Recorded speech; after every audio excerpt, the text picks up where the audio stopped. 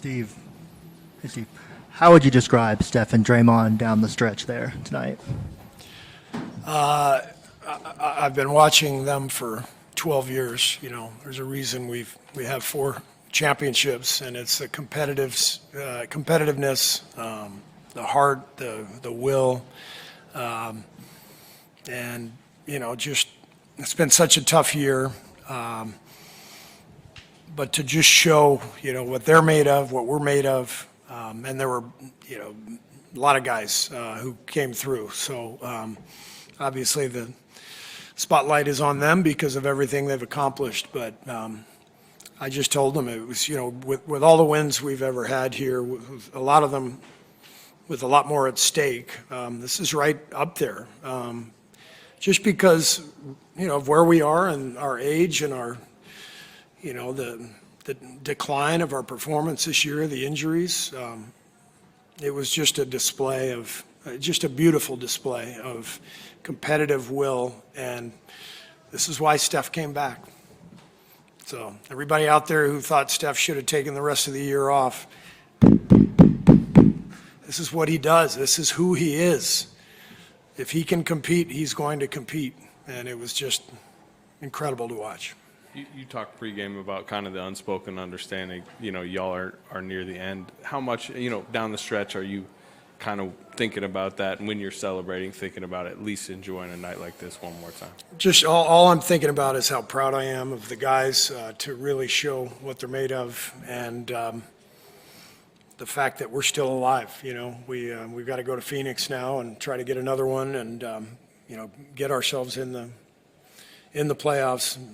But I more than anything, I'm just so proud of the guy. We must have been down double figures 5, 6 separate times, and we came back every single time we made a run. It was such an incredible display of guts and competitiveness and connection. And obviously Steph and Dre kind of took over down the stretch. Dre's defense, he's the best defender I've ever seen in my life. It's just insane what he does out there. The job he did on Kawhi, I thought our coaches did a really good job with the game plan to blitz Kawhi and try to put a crowd around him. And so the preparation was good, and the players really followed through. And for one night, you know, we're us. We're champions again, you know. And I know that may sound crazy to everybody out there. It's a play-in game. I don't care.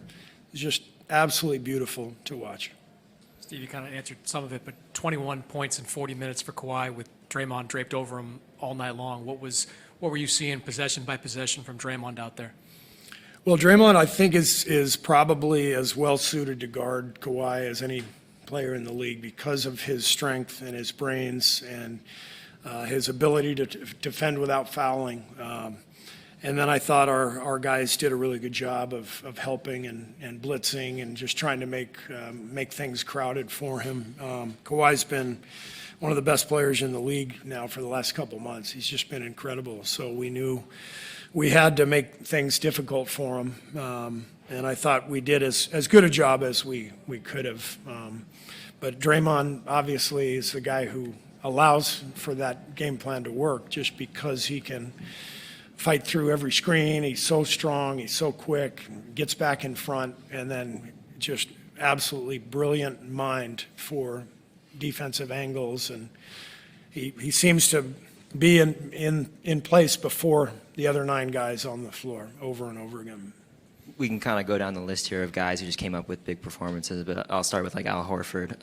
What did he do in that fourth quarter to kind of unlock himself and hit those 3 straight 3-pointers? I thought what Al did tonight is one of the most difficult things to do in sports is when you're having a rough night through 3 quarters, to just flip it and all of a sudden start draining shots and making defensive plays. And he completely turned his own performance around, and it was kind of a perfect 1-2 punch with Kristaps and Al tonight. Kristaps kept us in the game with his scoring, his passing, blocked a couple shots. And then when it was Al's turn to come in, the way he just flipped the switch from what was a cold night to knocking down all those shots, the big 3 to give us the lead.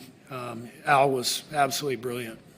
Steve, minutes restrictions can sort of become minute suggestions I'm when sorry, you're. I can't hear you. Minutes restrictions can sort of become minute suggestions when you're fighting for your playoff lives. But now that you have this quick turnaround to Phoenix for guys like Steph, for Al Horford, who came up big, for Kristaps, what does this look like? And is this about where you wanted them? Was this a little bit higher? Yeah, I mean, it's a quick turnaround, but this is, look, we finished 10th. You know, we're lucky to even be here. If this were 7 or 8 years ago, we would be on vacation already. So I want to thank the league for creating the play-in tournament. Thank you, Adam. And we're just happy to have a shot, you know, give us a chance. And we've always felt that way, just give us a chance. And somehow we were offered an opportunity after what was a really difficult season. And you saw what our guys are made of tonight, and we'll see what we can do on Friday. Steve, you said right here, you said yesterday this felt like the first meaningful game in a long time, like a year.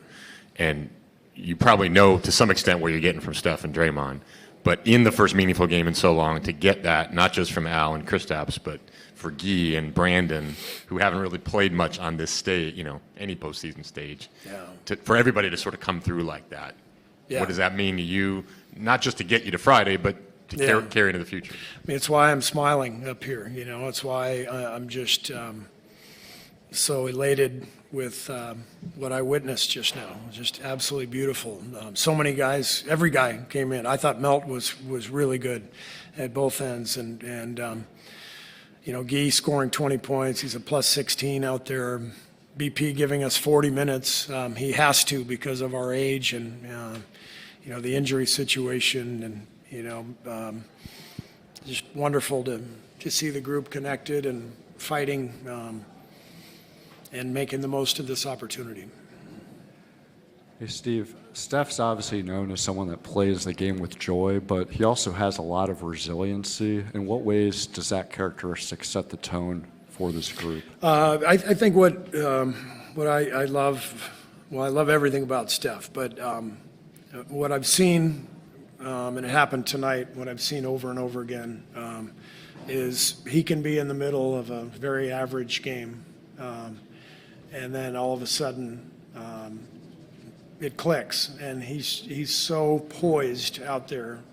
Having a rough go, he just keeps going. He keeps going, and all it takes is one, and you could kind of feel it. You know, he had those 2 plays where he tried to draw fouls, and I thought the officials made the right no calls on those, and they turned into buckets for the Clippers. We're down 10. I think he hit a little 15-foot jumper, and you could see it. Like that's all it takes. And you look at the box score at halftime, and then you look at the final box score, and you're like, how the hell did that happen? You know, look, I mean, 12 for 23, made 7 3. I didn't see any of that in the first half. But that's his magic. He just can will himself into a game and has so much belief, so much confidence, and so much competitive desire. It's amazing to watch. How closely did you watch Portland and Phoenix last night? And then what's, you know, prep like with a short turnaround coming after, you know, coming off of tonight's win? We'll do. We've had coaches preparing for both Portland and Phoenix over the last week. So our game plan is all set. We just have to present it to the players tomorrow, probably tomorrow evening. We won't have a practice, but we'll go through the game plan and then shoot around Friday to walk through some things. So we'll be ready. I mean, it's you know, one game to get in, and we're excited about it. And Phoenix has a hell of a team. They've had a great year, and it's going to be another great game. Steve, on your left here. You guys knew that Porzingis had this within him, and you touched on it a little bit earlier. But what do you think got him unlocked early and got him going the way he was? He's a great player. You know, he's a great player. He won a championship in Boston. He's been in big games. He's played in big FIBA games. Kristaps is a really talented dude. You know, that type of three-point range, the shot blocking, the length, the IQ, made a beautiful little backdoor pass to Steph for a layup that helped Steph get going. And he's got a great feel, great IQ. And I know the last couple of weeks he hasn't shot it that well, but it's only a matter of time. And obviously this game meant an awful lot, and he came up big. Following up on that, Steve, beyond his three-point shooting, those follow dunks a couple times. I mean, he seems like he gives you things you haven't had. Right. I mean, the size, obviously, but also he does things that you haven't had people who Right. can do. How much a difference does that make? Not just tonight. Yeah, both Kristaps and Al, just the the size and the ability to score inside, get a couple putbacks like Kristaps did, or scoring in the paint. We can go into Al for a post up and draw a double team. I think we did that, and Guy got a three. That might have been Kristaps, but regardless, having both of them as real threats offensively really complements what we do with Steph and Dre.